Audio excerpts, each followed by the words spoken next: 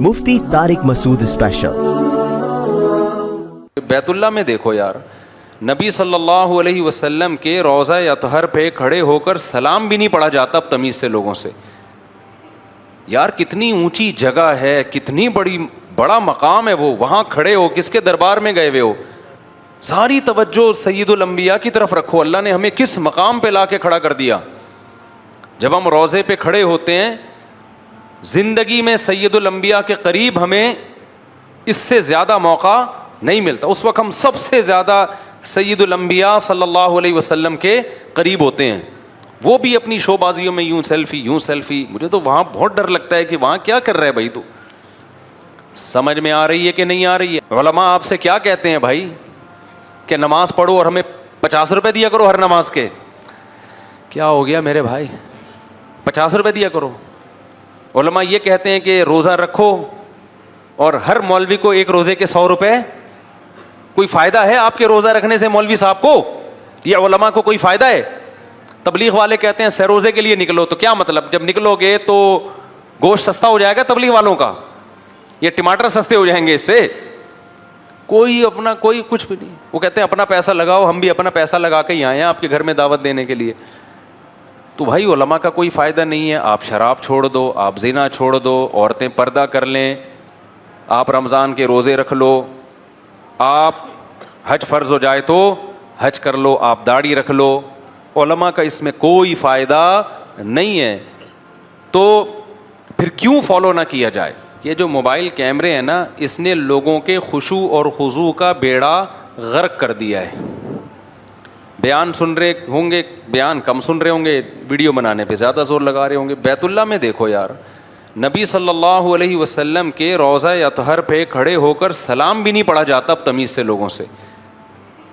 यार कितनी ऊंची जगह है, कितनी बड़ा मकाम है वो, वहाँ खड़े हो, किसके दरबार में गए हुए हो, सारी तवज्जो सैयदुल अंबिया की तरफ रखो। अल्लाह ने हमें किस मकाम पे लाके खड़ा कर दिया। जब हम रोज़े पे खड़े होते हैं, ज़िंदगी में सैयदुल अंबिया के करीब हमें इससे ज़्यादा मौका नहीं मिलता। उस वक्त हम सबसे ज़्यादा सैयदुल अंबिया सल्लल्लाहु अलैहि वसल्लम के करीब होते हैं। वो भी अपनी शोबाजियों में यूं सेल्फी। मुझे तो वहाँ बहुत डर लगता है कि वहाँ क्या कर रहा है भाई, तो तमीज़ से आप सलाम पेश करो। लोगों में बहुत वीडियोस पड़ी हुई हैं यूट्यूब पे, जिसने देखना होगा देख लेंगे। और बैतुल्ला में भी यही तवाफ़ के दौरान यूं करके बना रहा है वीडियो, यूं करके बना रहा है। भाई तू अल्लाह का घर है सामने। कैसी चीखें निकलती थी लोगों की जब पहले ज़माने में लंबे सफ़र करके जाते थे और बैतुल्ला पे नज़र पड़ती थी, बेहोश हो जाते थे लोग। हिस्ट्री में, तारीख़ में कैसे वाक़यात हैं। अल्लाह का घर देखा है भाई, बेहोश हो जाते थे लोग, सारी कैफियत लोगों की ख़त्म। मुझे भी याद है, मैं 2013 में गया ना, कैसे ही बाज़ लोगों में चीखो पुकार थी। उस वक्त इतना ज़्यादा कैमरे का इस्तेमाल नहीं था, ऐसे जज्बात। अब जाओ तो एक एंटरटेनमेंट बन गया है, हर आदमी वहाँ बैतुल्ला। और फिर ऐसे तवाफ़ के दौरान फजूल बातें। यार मैं तवाफ़ कर रहा होता हूँ ना, पीछे अरे मुफ्ती साहब खैरियत, अरे भाई क्या कर रहा है भाई, मुझे गुस्सा आ रहा है, तू कैसे क्या कर रहा है यहाँ पे खड़े होकर? तुम खुद तवाफ़ नहीं कर सकते, हमें तो करने दो, बाद में मुलाकात कर लेना। किस कदर, यानी मुझे तो बड़ी हैरानगी होती है। कोई भी सेलिब्रिटी अरे भाई, अरे इस तरह की बातें। यार तुम इसको देखने नहीं आए हो, तुम देखने आए हो अल्लाह के घर को। अभी उधर तवज्जो रखो, अल्लाह को गज़ब आएगा कि मुझसे भी बड़ा कोई है जिसकी तरफ तू देख रहा है।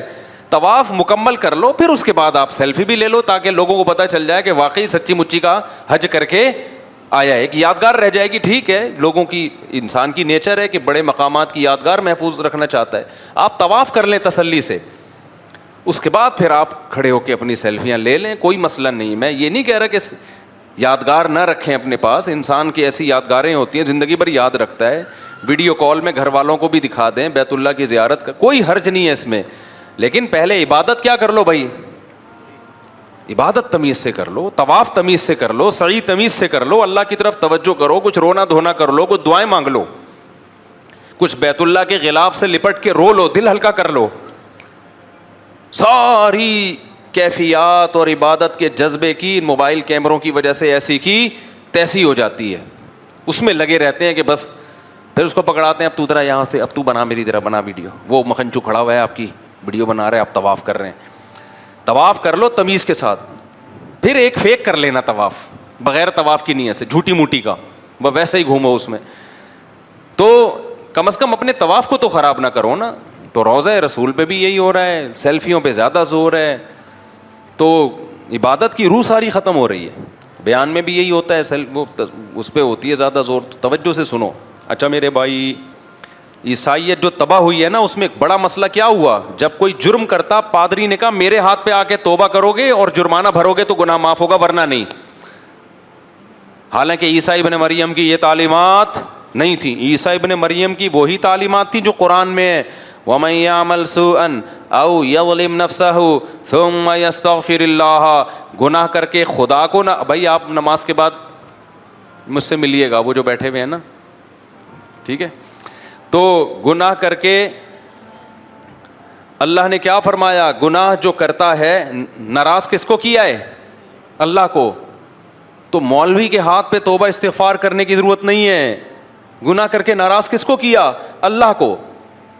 تو کس کے پاس جائے گا, اللہ کے پاس. تبھی ہم لوگوں سے منع کرتے ہیں بھائی اپنے گناہ آ کے ہمارے سامنے بیان نہ کیا کرو.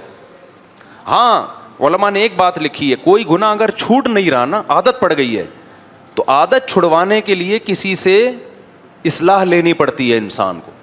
جیسے شراب کی عادت پڑ گئی تو آپ ڈاکٹر کو بتاتے ہو نا جی عادت پڑ گئی ہے, تو ڈاکٹر گائیڈ کرے گا بھائی یہ ہے, یہ آلٹرنیٹ ہے, ایسے کرو.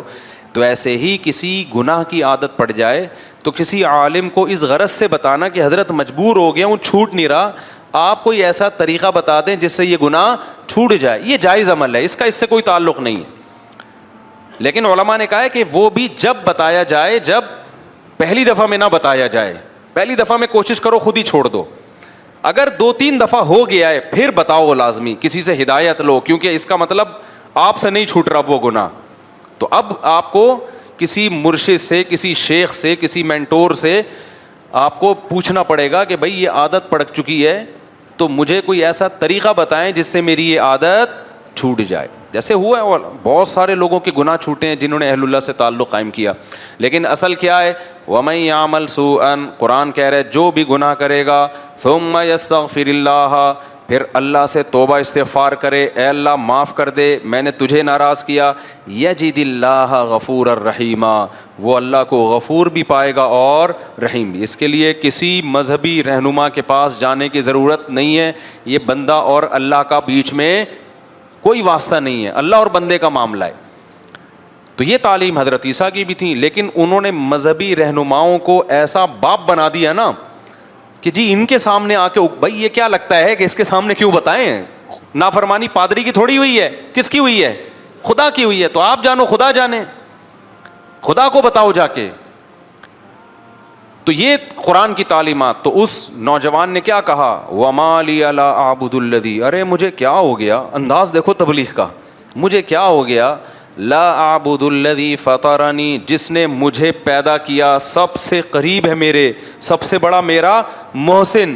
ہم خود تھوڑی پیدا ہو گئے ہیں, اپنی قوم کو سمجھا رہا ہے کہ میری قوم, ہم آٹومیٹیکلی خود بخود پیدا نہیں ہو گئے, کوئی تو ہے نا جس نے بنایا ہے. جس نے ہمیں بنایا ہے یہ ہمیں اس کے قریب کر رہے ہیں, اس کی عبادت پہ لگا رہے ہیں. وَإِلَيْهِ تُرْجَعُونَ, اور ہم نے لوٹ کے بھی ادھر ہی جانا ہے. اینڈ ہمارا کیا ہوگا, یا تو اس دنیا میں ہمیشہ کے لیے آئے ہوتے, کبھی مرنا ہی نہ ہوتا, پھر جو مرضی کرتے. جانا بھی اینڈ میں کدھر ہے, خدا کو منہ دکھانا ہے, تو بچ کے جا کہاں سکتے ہیں. تو کتنی معقول بات کر رہے ہیں یہ پیغمبر, اس میں کون سی ایسی بات ہے جس کو غلط کہا جائے. دیکھو اس قوم کی کھوپڑی میں یہ باتیں نہیں آ رہی تھیں, آپ لوگ کی کھوپڑی میں تو آ رہی ہیں نا, کیا خیال ہے. تو پھر کر لو نا عمل میرے بھائی, برائی چھوڑ دو, توبہ کر لو اللہ سے. سارے لڑکیوں کے نمبر اپنے موبائل سے بلاک کر دو. وہ نہیں کریں گے, وہ نہیں کرے گا بھائی. تو ایسا دین اللہ کو کیا کرنا ہے بھائی, جب تم اپنی ساری خواہشات افطاری میں آ کے بیٹھ جاتے ہو پکوڑے کھانے کے لیے. تو پورے دین کو فالو کرنا پڑے گا. تو نکال دو اپنے موبائل سے, بلاک کر دو سب. صرف نکاح کا راستہ ہے آپ کے لیے, نکاح کے علاوہ کوئی اور راستہ اللہ نے حلال نہیں کیا, اس کا عذاب ہے, حساب دینا پڑے گا. یہ بھنگی اور چماروں کا کام ہے گرل فرینڈ رکھنا, جو پیغمبر اور پیغمبروں کے طریقے کو فالو کرتے ہیں وہ بھنگیوں اور چماروں والے کام نہیں رکھتے. گدھے گھوڑوں کا کام ہے فزیکل ریلیشن. انسان پیغمبروں کا جو راستہ ہے وہ انسانوں کا راستہ ہے, وہ صرف فزیکل ریلیشن نہیں ہے, وہ اصل میں ریلیشن ہے جس کے بعد بہت سارے حقوق ایک دوسرے کے متبادل ہو جاتے ہیں. سمجھتے ہو کہ نہیں سمجھتے؟